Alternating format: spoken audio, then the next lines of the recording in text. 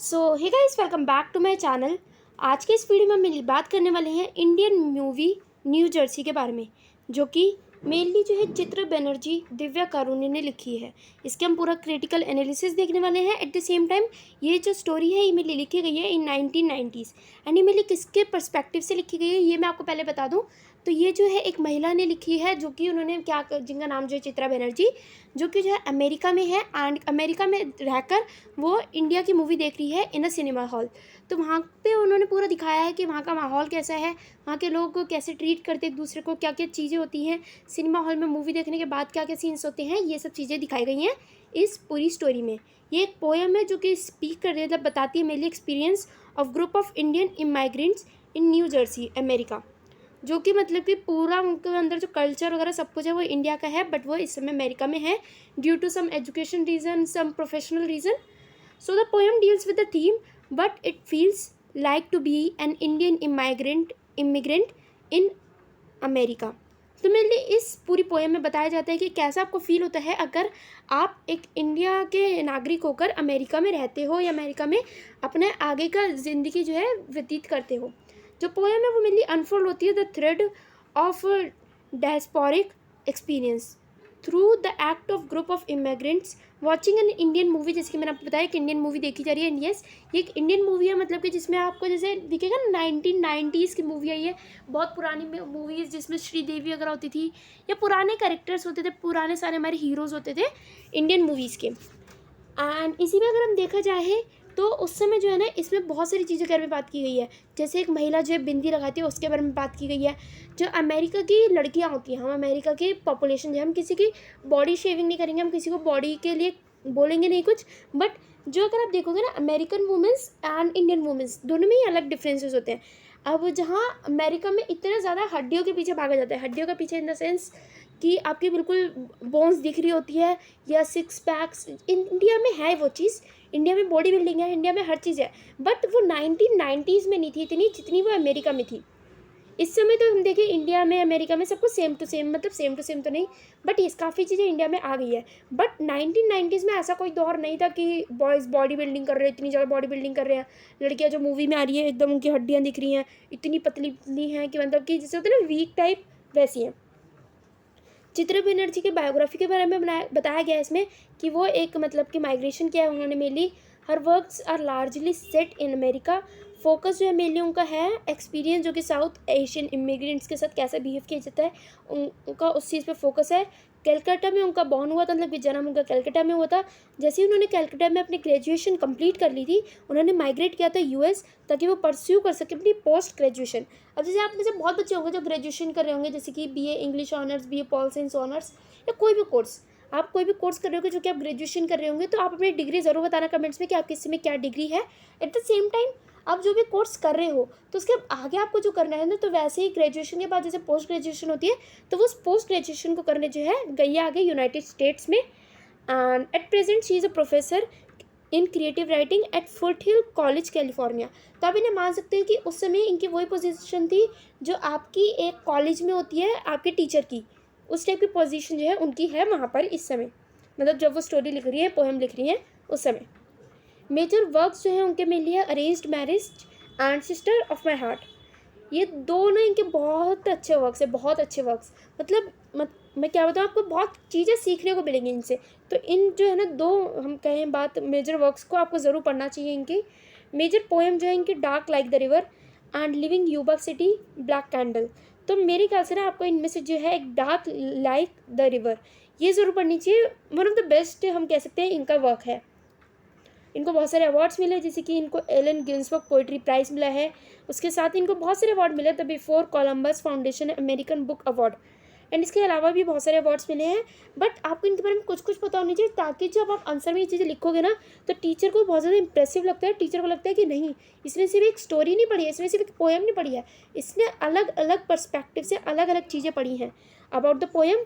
तो ये मेरी पब्लिश हुई थी poem in the year of 1990s, and ये मेरे को एक सेंस देती है टुगेदरनेस का इन द फॉरेन कंट्री, कि फॉरेन कंट्री में ना कुछ ग्रुप्स होते हैं, ये इंडियन पीपल है, Chinese people, American peoples and अलग अलग कंट्रीज से रशियन पीपल, अफ्रीकन पीपल्स, तो सबकी कम्युनिटी टाइप। तो वैसे ही दिखाई गई कि इंडियन पीपल की उस समय ग्रुप कैसा है इन अमेरिका, या फिर इंडियन कम्युनिटी कैसी है इन अमेरिका। अगर हम बात करें सेटिंग, तो ये एक न्यू जर्सी की मतलब की मूवी है, न्यू जर्सी में इसकी सेटिंग है। एंड ये मेनली मूवी मैंने आपको बताया, it is not just about watching a movie. ये सिर्फ ये नहीं है कि मूवी देखने घर में, बट ये बताती है हमारे को कि उसमें क्या हो रहा है, मूवी को जब लोग देख रहे हैं, लोग कैसा बिहेव कर रहे हैं, लोगों का मूवी को देखते समय क्या मतलब दिमाग में चल रहा है।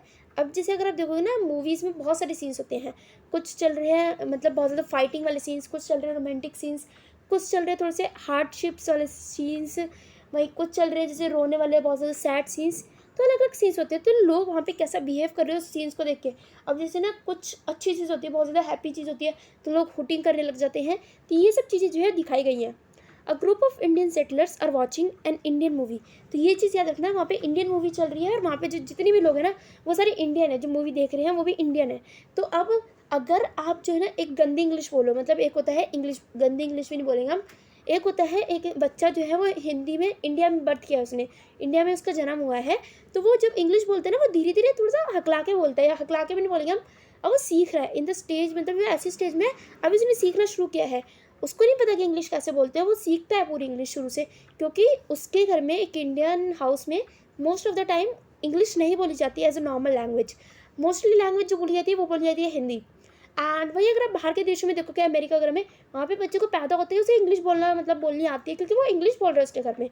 तब जब एक इंडियन लोग जो है ना, जब वो एक इंग्लिश मूवी देखते हैं, तो अगर थोड़ी सी इंग्लिश इधर उधर हो भी जाए ना, थोड़ी सी इंग्लिश ऐसी हो कि लोगों को समझ तो आ रहा है, पर उन्हें ये भी पता है कि इसे इंग्लिश आती नहीं है, जो कैरेक्टर बोल रहा है इंग्लिश, उसे इंग्लिश इतनी अच्छी आती नहीं है, बट लोग उसे फिर भी देखेंगे।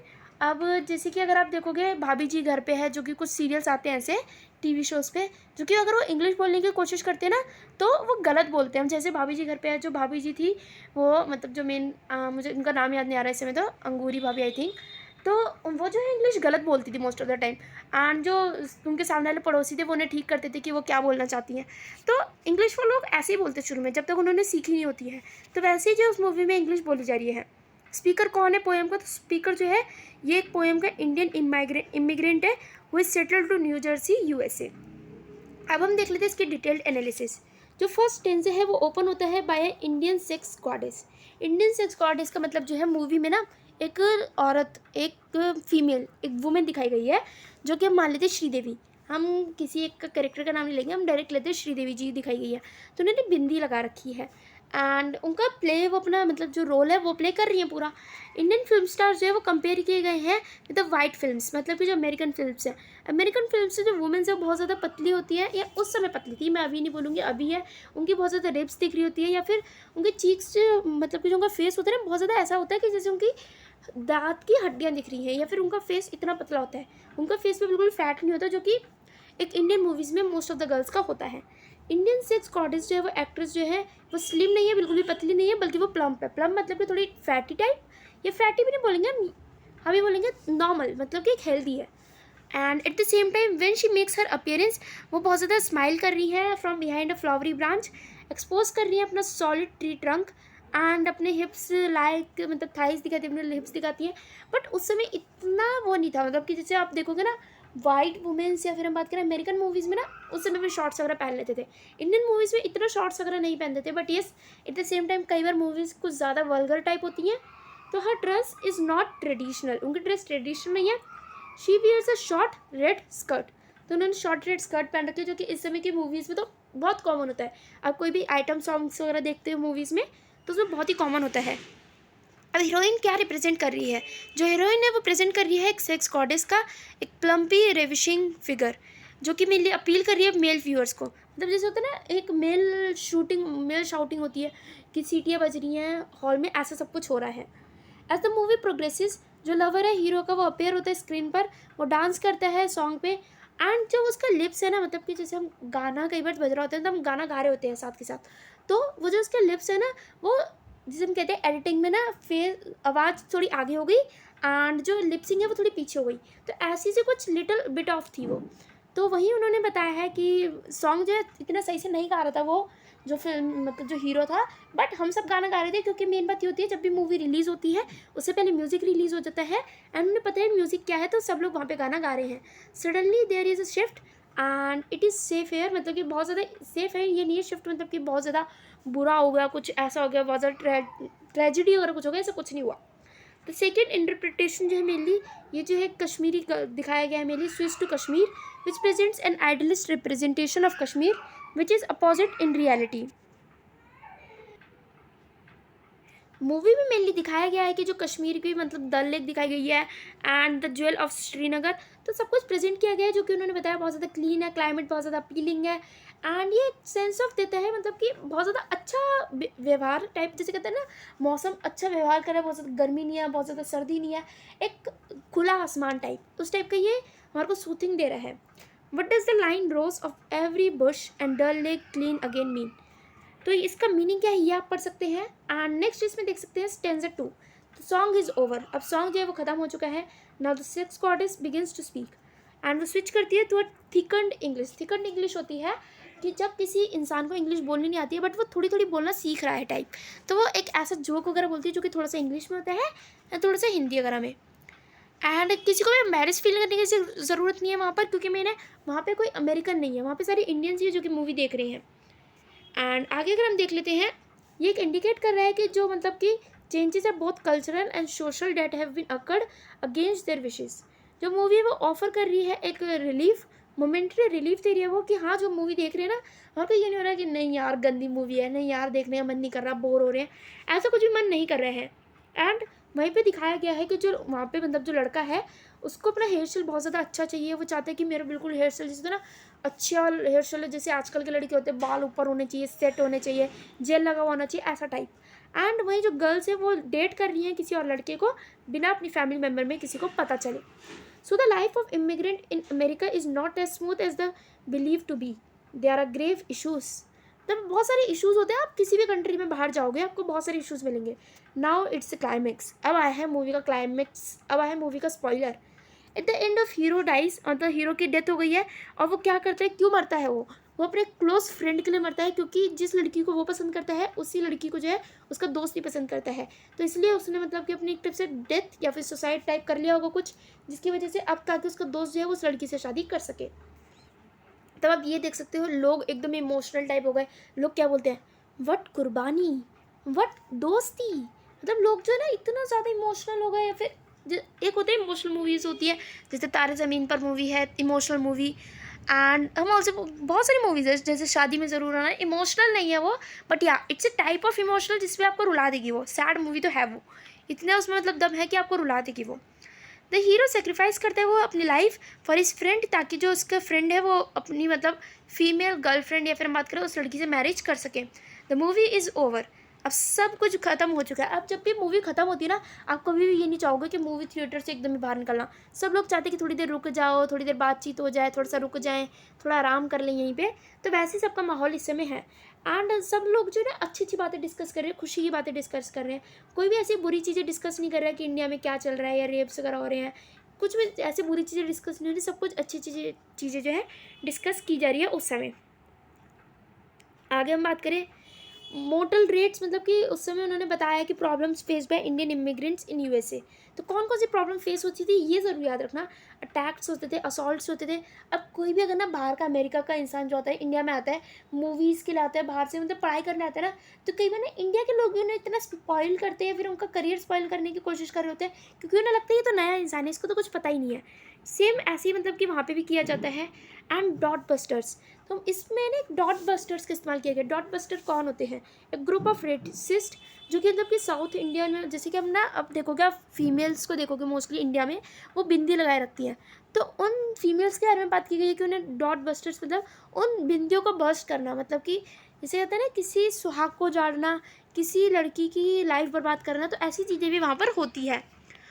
एंड नेक्स्ट इसमें है फोर्थ स्टेंजा, जिसमें बताया गया है कि वहाँ पे जो है two storeyed yellow houses and Ambassador cars are the indicators of luxury. तो वहाँ पे मतलब कोई भी चाहता है अमेरिका में, तो सब ये चाहते हैं कि हमारे को लग्जरी मिले, हमारे को अच्छी लाइफ मिले, तो वैसे ही सब गए हुए हैं वहाँ पर, हम भी वहीं पे इसलिए गए हैं, पढ़ने गए हैं ताकि हमारे को भी अच्छी लाइफ मिल सके। एंड अच्छी लाइफ ना भी मिले ना तो हम छोटी मोटी चीज़ें अचीव कर सकते हैं ज़िंदगी में। उन्होंने बताया कि हम अमेरिका में अच्छी अच्छी जगहों पर रह सकें, अच्छी जगह पे मतलब कि अपना अच्छी चीज़ें पा सके, जैसे कि सक्सेस पा सके, लव, लक, सेक्रीफाइस ना करना पड़े हमें ज़्यादा, तो ये चीज़ें जो है मूवी सिखाती हैं हमें mainly. At the same time जो स्पीकर है वो फील कर रहे हैं बहुत ज़्यादा वैल्यू, जो कि वो बताता है कि पहले के मूवीज़ में ना आप देखोगे एक इतना इमोशनल ट्रुथ सच्चाई दिखाई जाती है। आजकल की मूवीज़ देखोगे आप जितनी मतलब सारी नहीं, बट कुछ मूवीज़ में दिखाया जाता है action drama.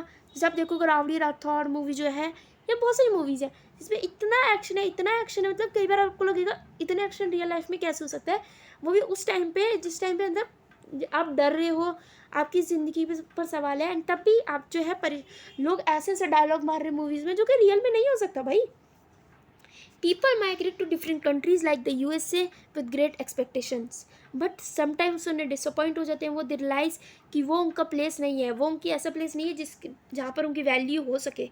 America was a utopia to them, but once they started living there, it's a culture and value system disappointed them. तो इसी के साथ करते हैं आज की वीडियो का एंड। मिलते हैं अगली वीडियो में। अगर आपको आज की वीडियो अच्छी लगे और इन्फॉर्मेटिव लगे ना, तो वीडियो को एक लाइक कर देना, चैनल को सब्सक्राइब कर लेना, एंड ये कमेंट्स में ज़रूर बताना कि आपको ये वीडियो कैसी लगी। तब तक के लिए आप मेरे व्लॉग चैनल को भी सब्सक्राइब कर सकते हैं, जिसका लिंक आपको डिस्क्रिप्शन में मिल जाएगा। Stay safe, stay positive, and thanks for watching. Bye bye.